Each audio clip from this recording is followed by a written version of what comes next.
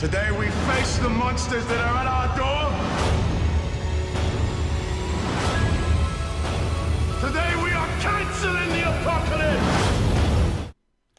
What's up, jabroni? Steven here. As always, this is your WWE Raw review, recap, reaction.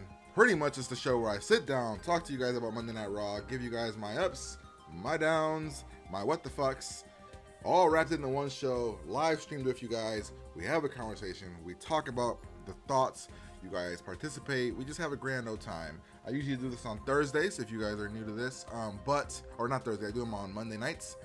But last night, I was super tired, couldn't manage to really have the energy to get through Raw. Well, I got through Raw, but I didn't have the energy to just do a live stream after. So I'm doing it today. Hopefully you guys are okay with that. Hopefully you guys still enjoy the show. As always, if you guys participate, we have a lot more fun and we get stuff going. If you guys are new to this, what I usually do is hop right into this. We have this format. We go through every single match on the roster. I give you guys some of my insight on each match. You guys participate, you guys have fun with me, and we talk about the ups, the downs, and all that good stuff. So as always, let me know what you guys thought of Raw as I'm going. But last night's Raw, man, wasn't the greatest thing in the world. Its problem was not the fact that it was how Nerd Coalition puts it here. It was too long.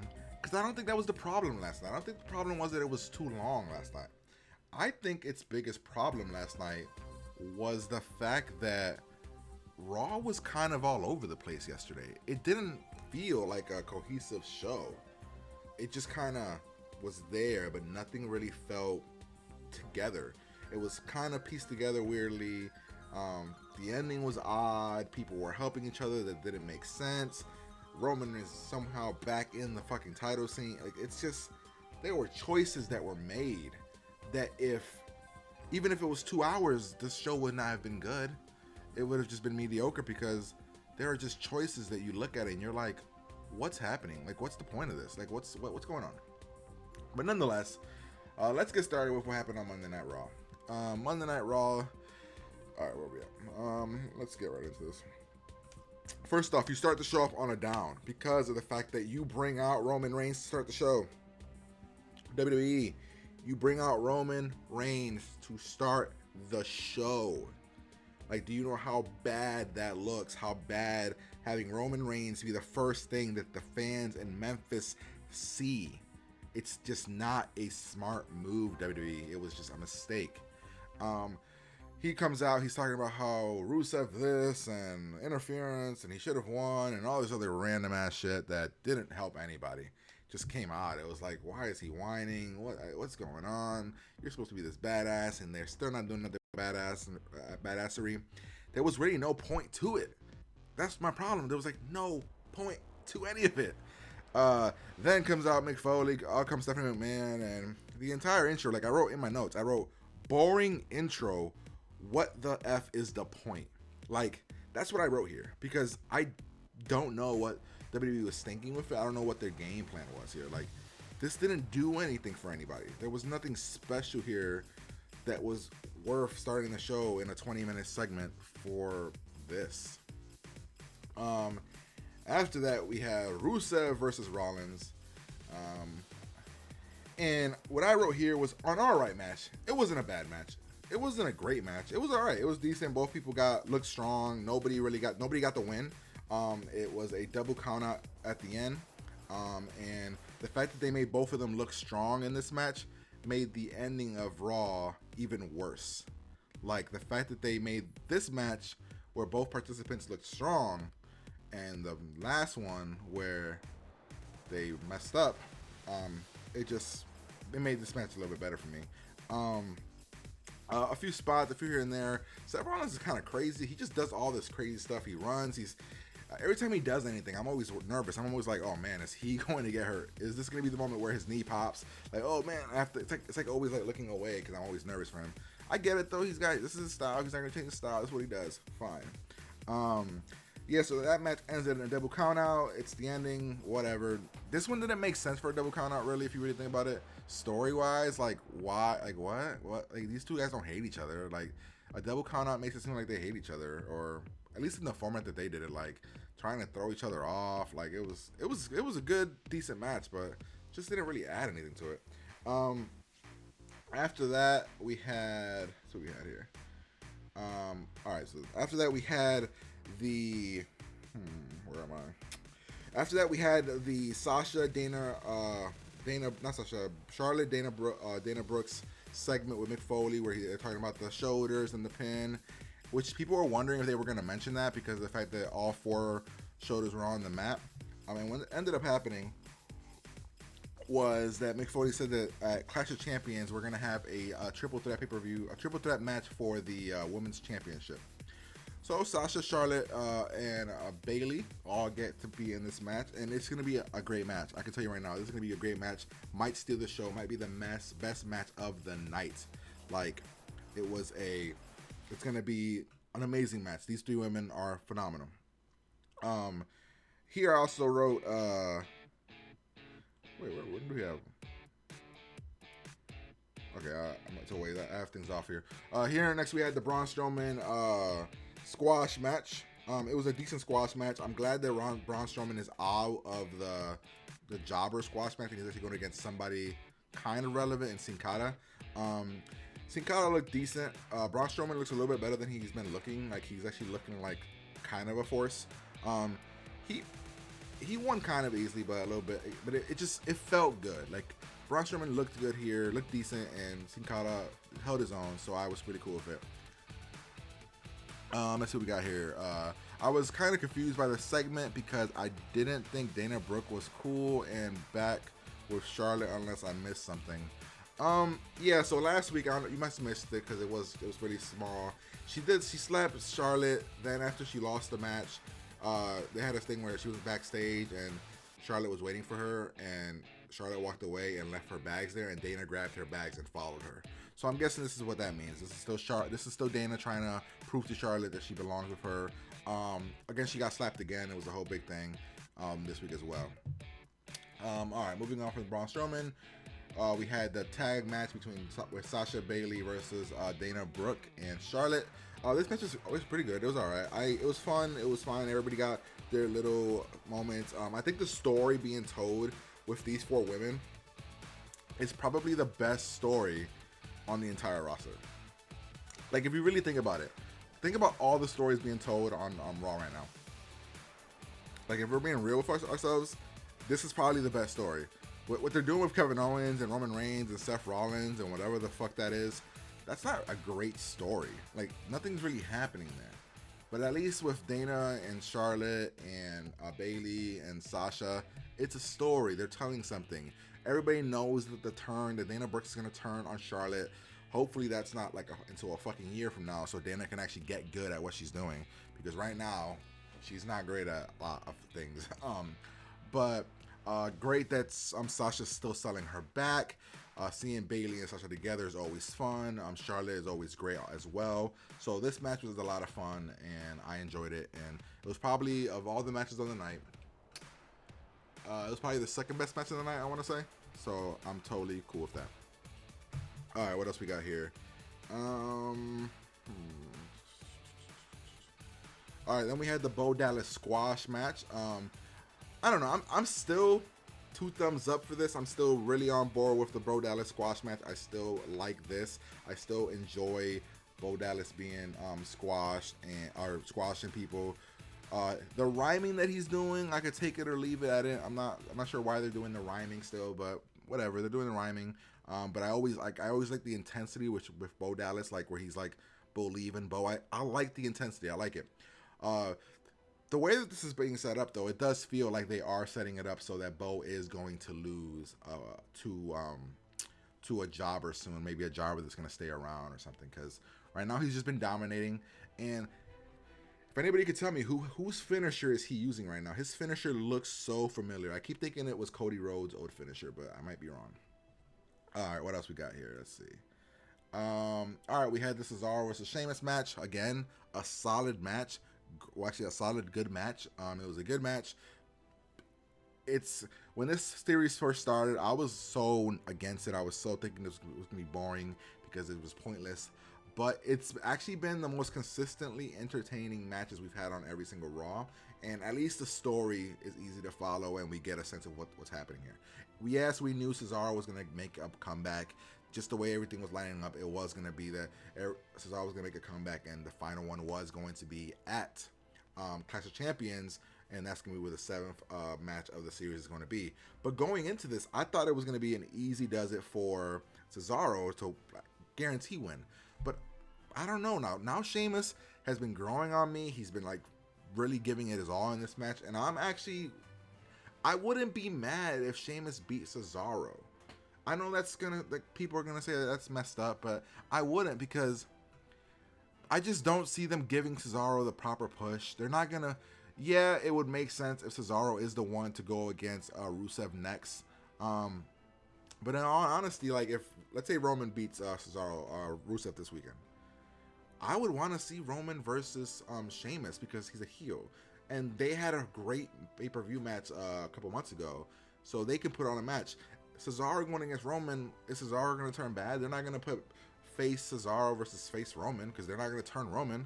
So I think that Sheamus might end up winning this unless they're going to keep Rusev. If Rusev is who they're going to keep, then yes, Cesaro makes sense. He's the good guy and everything, so that would make sense.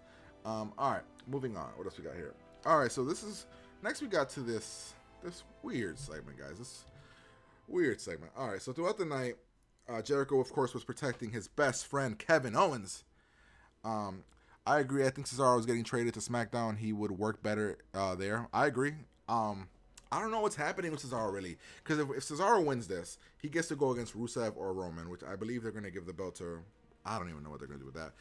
But if he does win, he goes against Rusev for the United States Championship. I think that's what they said. But the way that they made this stipulation was the winner gets to challenge for any title. What if Cesaro surprises everyone and challenges for the Intercontinental Championship? That would surprise everyone. What if after he wins this series, he decides he wants to challenge for the IC belt? That could be really cool. Cesaro versus The Miz on SmackDown? Thumbs up all day. All right, so throughout the night, Jericho was protecting his friend Kevin Owens. He decided to make a list. Now, this listing felt a little bit like his segment in WCW where he was doing the 1,000 moves, where he's reading it off. So he did a list, and he's talking about a list about all the people that were all the things about Mick Foley that were horrible, and then how he was ruining everything. And I enjoyed it. I thought it was fine. It went on a bit too long though. And when he got in the ring, and then Enzo and Cass came out, then the Shining Stars came out, then the New Day came out, and then the Club came out, and then Sami Zayn came out, and then Jericho was out there going, "You guys are on my list. You are on my list." And it went on for a bit too long. And the New Day said it best when they asked him, "Oh, what are they doing here?" And it's because they have nothing better to do. I thought that made sense, and it was like, hey, it's true. They have nothing better to do. It is what it is.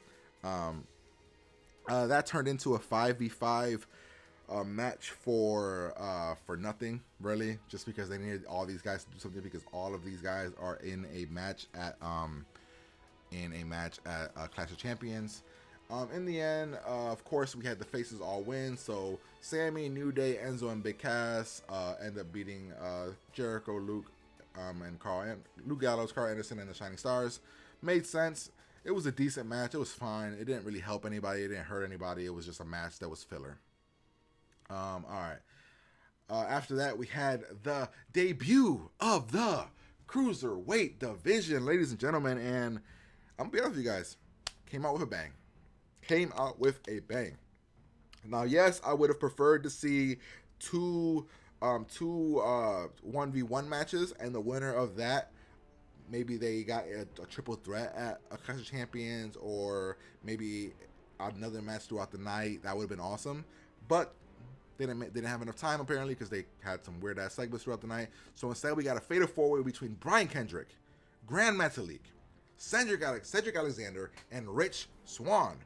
So, oh man, my problems were with this thing were with the intro. Having Mick Foley do the intro was a mistake. He stumbled, he bumbled. It didn't get the pop that I wanted. Like, he didn't give me that gravitas that I wanted for this Cruiserweight division to be spawned. So I wish they would have had an actual announcer do this, because it would have been a lot better. But hey, they chose Mick Foley. It is what it is. Then the other mistake that they had was they didn't introduce TJ Perkins as the champion. It would have been better if they introduced Perkins and at least let him the crowd know who the fuck he is. Like, you know, like, introduce him to the world. He's the champion. That's what they should have done there. They didn't. They chose to go a different route. Fine. I'm gonna be okay with that, because the match was fucking great. Great spots. Brian Kendrick was clearly the bad guy in the entire thing. All three other people, I think, in the match were faces. So I actually thought they were going to go with Cedric Alexander, just because Cedric was so over after the tournament. I thought it just made 100% sense there. I was like, oh, Cedric's clearly going to win. But they didn't go with that. They went with Brian Kendrick winning. All right, nerd. Thank you. I thought I was the only one who caught that with Mick Foley. Do you agree that with Brian Kendrick winning? Yeah, so the Mick Foley thing, I don't know, it bothered me. Maybe it didn't bother as many people out there, but it bothered Nerd here, and it just did. It was like, why is he stumbling and bumbling? Why does something not feel right? What didn't feel right, in all honesty, and I'm gonna be real with you guys, Mick Foley shouldn't be the guy introducing the Cruiserweights. He shouldn't be. You needed a Daniel Bryan. You needed somebody that made sense. Hell, you could have had Corey Graves do it. But Mick Foley, who's the hardcore guy, he doesn't know about the Cruiserweights. I got super excited last week when there was like this whole kayfabe thing between Mick Foley and Daniel Bryan about him and Mauro coming to Raw to call the Cruiserweight matches. I was so happy, and I thought they were going to do it, because Michael Cole calling the Cruiserweights is just kind of not that much fun for me. But nonetheless, I think it was a great match, great spots. Do I agree with Brian Kendrick winning? Yes. The reason being is because what they call him, TJP? I think that's his name, what they call him. Perkins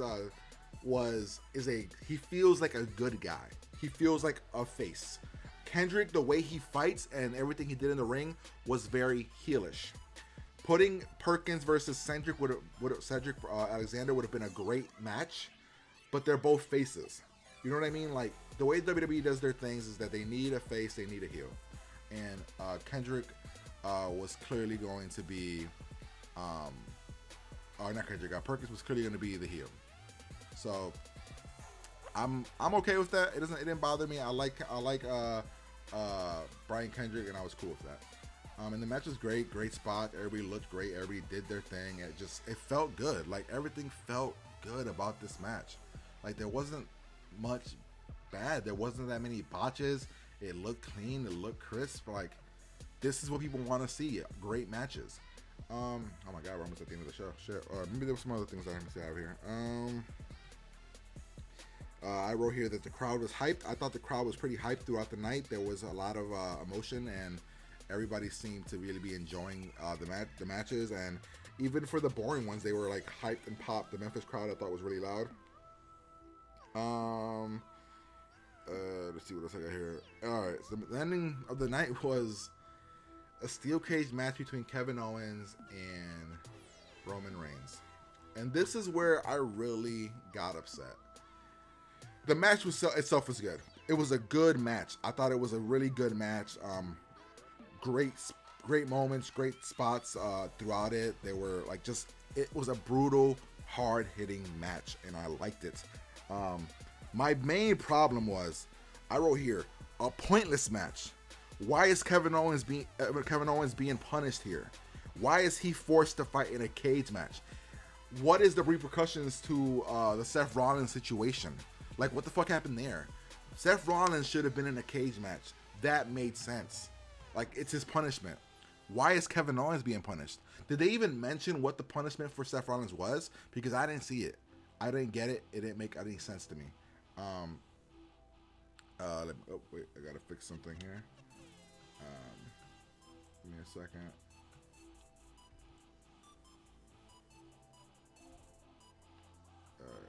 Gotta fixing things. I don't know how to do this. I wouldn't really do it like this.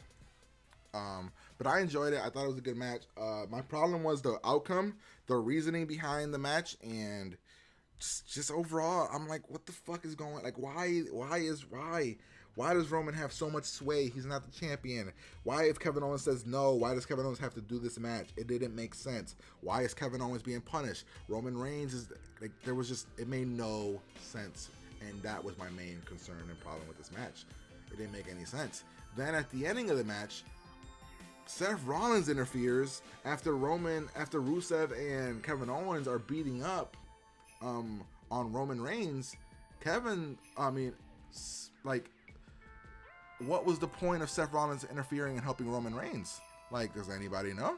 Because I don't know. I didn't get it. Like, I didn't understand that. I was like, why is Seth helping Roman? Like it doesn't benefit him to help Roman. Yes, he came in a really cool way. Came in, climbed, and jumped. Really, really cool way. But what was the point? I didn't get it. It didn't make sense. And that was my overall thoughts on the show. Is like, some good things, but the overall premise of it didn't make sense. It didn't benefit a lot of people. There weren't these crazy ass like storytelling things that happened. For it to be the go home show, it didn't do anything. If we really think about it, what did we accomplish? Actually, is it the go home? It might not even be the go home show, but still, like, what did it accomplish? It didn't accomplish anything story wise. Night of Champions is this weekend, right? Is it Night of Champions or is it Clash of Champions? Fuck. But it didn't accomplish anything. Like, what's happening? Like, what's the point? Oh no, it's Clash of Champions. I don't know. You guys can let me know below if you guys thought that it did anything to help the stories. Like, then you have Roman win. All right. Then you have Roman win. Why did Roman win? What was the point of Roman winning? Like, you made Seth Rollins and Rusev both look amazing, and then you have Kevin Owens fucking lose. You have Kevin Owens lose. Seriously, Kevin Owens losing. Why is Kevin Owens losing? It's pointless. It makes no sense. Kevin Owens, your champion, is going into Clash of Champions having lost to Roman Reigns. Somebody that's not even supposed to be on his level. Tell me that's just like idiocy. Like, it's just stupid. Stupid, I tell you. But there you have it, ladies and gentlemen. Those were my thoughts on Monday Night Raw. Sorry it was late, but I will be doing a SmackDown one tonight as well. And hopefully you guys enjoyed this review. If you did, make sure you guys like, comment, and subscribe. And I will be back tonight to let you guys know my SmackDown review. So, talk to you guys later. Peace.